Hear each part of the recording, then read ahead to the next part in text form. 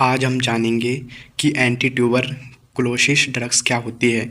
सबसे पहले anti tuberculosis drugs वह ड्रग्स होती है जो कि माइकोबैक्टीरियम ट्यूबरकुलोसिस को नष्ट करने या उनकी ग्रोथ को रोकने के लिए जो है दी जाती है। प्राय जो ये ड्रग्स दी जाती है वह जो है कॉम्बिनेशन थेरेपी में यूज की जाती है ताकि जो है ड्रग का रेजिस्टेंस ना हो। अगर हम बात करें कि ट्यूबरकुलोसिस कितने टाइप का होता है, तो ट्यूबरकुलोसिस जो होता है मेनली 2 टाइप का होता है। सबसे पहला होता है पल्मोनरी टीबी। यह जो है रेस्पिरेटरी सिस्टम में इन्फेक्शन के कारण होता है जो कि फेफड़ों में होता है। दूसरा होता है एक्स्ट्रा पल्मोनरी टीबी। यह जो है श्वसन तंत्र के अलावा बॉडी के जो है अन्य ऑर्गन जैसे डाइजेस्टिव सिस्टम में लिम्फोटिक टीबी होती है, टेस्टिकुलर टीबी में विल्सन टीबी होती है। अगर हम बात करें कि एंटी ट्यूबरकुलोसिस ड्रग्स कौन कौन सी होती है, तो इसमें जो है मेनली रूप से जो है 2 टाइप की ड्रग्स आती है। पहली आती है फर्स्ट लाइन ड्रग्स जो कि मोस्ट इफेक्टिव होती है, यानी कि जिसका यूज जो है सबसे पहले किया जाता है। इसमें जो आता है INH यानी कि आइसोनिजाइड आता है। दूसरा आता है रिफेम्पिसिन। तीसरा आता है एथेम्ब्यूटोल और चौथा आता है स्ट्रेप्टोमाइसिन। ये जो है फर्स्ट लाइन ड्रग्स होती है। और दूसरे में आता है सेकंड जनरेशन में आता है साइक्लोसेरिन आ गया। दूसरा आ गया पैरा अमीनो सैलिसिलिक एसिड आ गया। ओफ्लोक्सासिन आ गया। इसके बाद अगर हम इसमें कुछ न्यू ड्रग्स जैसे कि सिप्रोफ्लोक्सासिन हो गया और फ्लोफ्लोक्सासिन हो गया।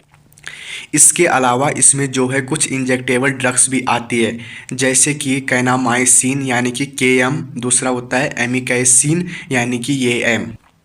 इसके अलावा एक और क्वेश्चन है कि classify penicillin and write the therapeutic use and adverse effect of penicillin.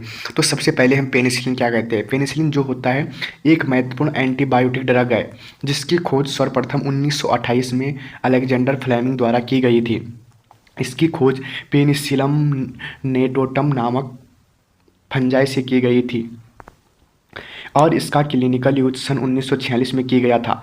आजकल हम पेनिसिलिन क्राइसोजेनम इंडस्ट्रियल प्रोडक्शन में जो है सबसे ज़्यादा जो यूज की जाती है वह है CHRYSOGENUM क्राइसोजेनम पेनिसिलिन। थोड़ा सा हम इनका मैकेनिज्म ऑफ एक्शन भी देख सकते हैं। पेनिसिलिन जो होता है बैक्टीरिया की जो सेल वॉल को बनने से रोकती है।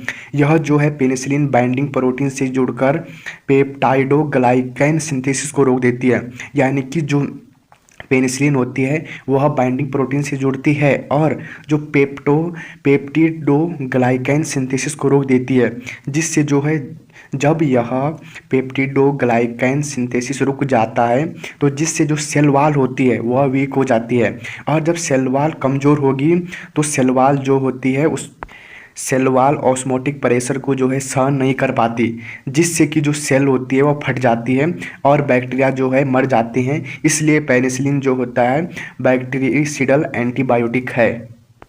अगर हम बात करें कि क्लासीफाई ऑफ पेनिसिलिन, तो सबसे नंबर 1 पर आता है नेचुरल पेनिसिलिन जैसे कि बेंजाइल पेनिसिलिन जिसे जी पेनिसिलिन कहा जाता है। दूसरा आता है सेमी सिंथेसिस पेनिसिलिन जैसे कि पेनिसिलिन V हो गया। इसके अलावा एम्पिसिलिन हो गया। इसके अलावा एक टाइप आता है एंटी स्टेफाइलोकोकल पेनिसिलिन जैसे कि सोडियम हो गया। अगर हम थ्योरेप्यूटिक यूज के बात करें कि पेनिसिलिन का थ्योरेप्यूटिक यूज क्या क्या है, तो इसका सबसे पहला यूज होता है न्यूमोनिया में। दूसरा होता है मेनिंजोकोकल इन्फेक्शन में। तीसरा होता है स्ट्रेप्टोकोकल इन्फेक्शन में, यानी कि मेनिंजल कोकल और स्ट्रेप्टोकोकल इन्फेक्शन में। पांचवा होता है सिफिलिस जो कि एक STD डिसीज है। पांचवा आता है डिप्थीरिया। छठवा आता है UTI यानी कि यूरिनरी ट्रैक इन्फेक्शन। सातवां आता है जैसे कि सेक्सुअली ट्रांसमिटेड डिसीज जैसे कि सिफिलिस हो गया और गोनोरिया हो गया। अगर हम इसके एडवर्स इफेक्ट की बात करें तो सबसे पहला आता है वोमिटिंग जो कि नॉर्मल है, सब में आता है। दूसरा आता है न्यूरोटॉक्सिसिटी और तीसरा आता है इलेक्ट्रोसाइट इम्बैलेंस और चौथा है इंटॉलरेंस और पांचवा आता है एलर्जिक रिएक्शन और छठवा आता है ड्रग डायरिया।